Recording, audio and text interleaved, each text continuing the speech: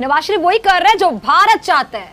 नवाज शरीफ वही कर रहे हैं जो भारत चाहता है, जिसमें पाकिस्तान का नुकसान है और भारत का फायदा है।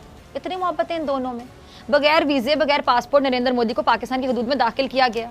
नवाज शरीफ ने मुलाकात के लिए इसरार किया और नरेंद्र मोदी फौरी तौर पर उनसे मिलने चले आए कि तुमने बुलाया और हम चले आए। अब मेरा सवाल है, नरेंद्र मोदी इतनी मोहब्बत का इजहार इमरान खान से क्यों नहीं करता? पे हाथ रखिए और बताइए कि जो नून लीग के कायद के रियासत मुखालिफ बयानिए हैं, क्या ये मुंह बोलता सबूत नहीं है कि किसका एजेंट है ये बंदा नवाज शरीफ? और इनके इस बयानिए से शक व शुबात पैदा होते हैं कि क्या नून लीग वाकई मुल्क दुश्मनों के हाथों में खेल रही है? और दूसरा, नून लीग की अपनी जमात के अंदर से भी लोग बाकायदा ये कह उठे हैं, कह रहे हैं कि नून लीग के कायद के रॉ के साथ बाकायदा राब्ते हैं, कनेक्शंस, और वो रॉ के एजेंट है, रॉ के हाथों में खेलते हैं। साबिक सफीर भी इस बात की बाकायदा गवाही देते रहे कि नून लीग बैरूनी ताकतों के हाथों में खेलती रही। और यही नहीं, भारत के दिफाई तज्जिया कार का तो साफ साफ ये बयान, साफ साफ उन्होंने बयान दिया कि जी भारत ने नून लीग के कायद पर बाकायदा इन्वेस्टमेंट कर रखी है। इन्वेस्टमेंट का मतलब समझते हैं आप नाज़रीन कि कोई किसी पे इन्वेस्टमेंट क्यों करता है, कब करता है, किस लिए करता है? और मोदी का खुद का बयान भी इस बात का सबूत है कि नून लीग के कायद के मोदी के साथ जाती ताल्लुकात हैं।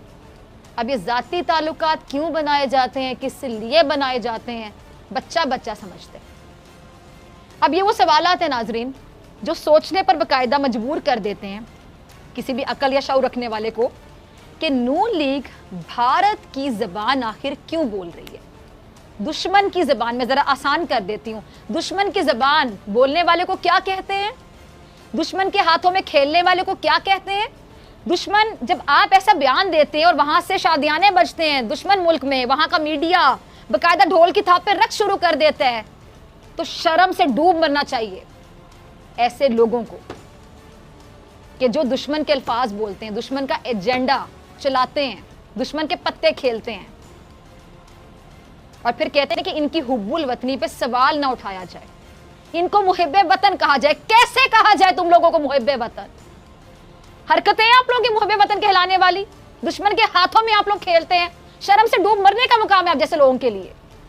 और मुस्लिम लीग नून वो जमात जिस पर संगीन नौयत का ये इल्जाम भी है कि उसको बैरूनी ताकतों से फंडिंग आती है, और ये जमात भारत के लिए सॉफ्ट कॉर्नर भी रखती है। ये ढकी छुपी बात नहीं, सबको पता है। और हमारे जो प्राइम मिनिस्टर इमरान खान साहब वो भी कह चुके हैं कि नून लीग का रियासत मुखालिफ बयानिया बहुत खतरनाक है और नून लीग का बयानिया मुल्क को कमजोर कर रहा है। और भारतीय मीडिया ने पीडीएम के जल से मज़ार कायद वाला वाक़या आपको याद होगा, बढ़ा चढ़ा कर दिखाया। क्यों? दुश्मन मुल्क क्यों दिखा रहा था बढ़ा चढ़ा कर ये तमाम चीजें?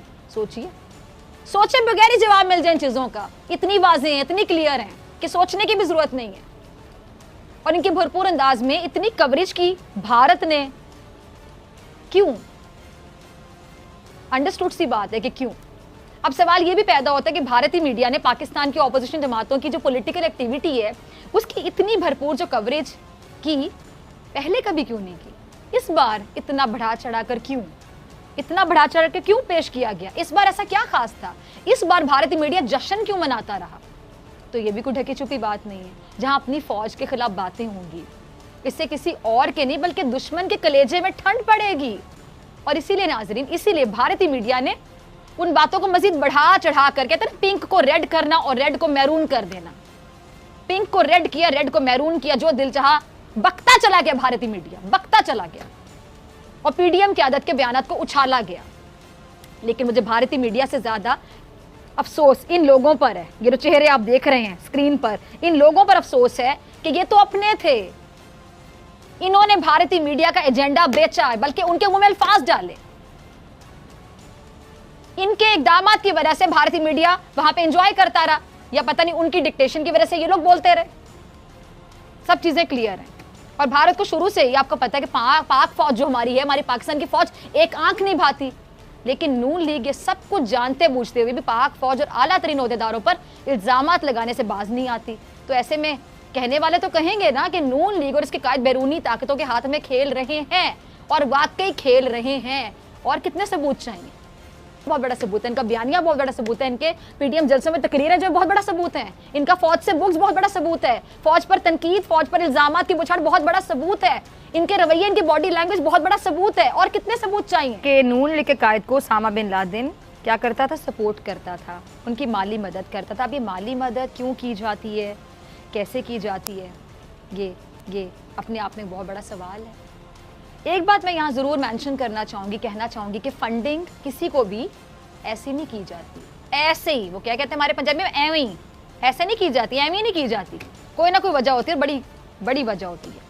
जो किसी पर इन्वेस्ट कर रहा होता है, सोचिए ज़रा, वो मुफ्त में तो नहीं कर रहा होता, इतना पागल तो वो भी नहीं होता, वो किसी वजह से कर रहा होता है, बल्कि किसी पर सरमायाकारी करने वाले के अपने बड़े बड़े अज़ाइम होते हैं, बड़े बड़े मकासद होते हैं, बड़े मकासद, जिनके हसूल के लिए वो पानी की तरह पैसा लगाता है और वो इन लगाए गए पैसों के जरिए अपने मोहरों से फिर काम लेता है। यानी एक उस पर पैसा लगा रहा है और दूसरा बदले में उसका काम करेगा। और सबसे अहम बात कि जब कोई किसी के एजेंडे पर चल रहा होता है तो वक्त के साथ सब कुछ वाज़ेह होता जा रहा होता है कि वो किसके इशारों पर नाच रहा है। मैं यहाँ किसी की हिमायत नहीं कर रही, लेकिन सच बता रही हूँ। वज़ीर-ए-आज़म इमरान खान साहब पर एजेंट होने के इल्ज़ामात लगाए गए, एक बार नहीं 12 लगाए गए, अभी भी लगाए जाते हैं। अगर वज़ीर-ए-आज़म, चले 5 सेकंड के लिए सोचिए कि इनके इल्ज़ामात के बारे में अगर हम बात करें कि अगर खुदा न ख्वास्ता किसी के इशारे पे वाकई काम कर रहे होते तो ये हकीकत भी आवाम के सामने आ जाती। झूठ के पाँव नहीं होते, मैं अक्सर प्रोग्राम में कहती हूँ, झूठ के पाँव नहीं होते।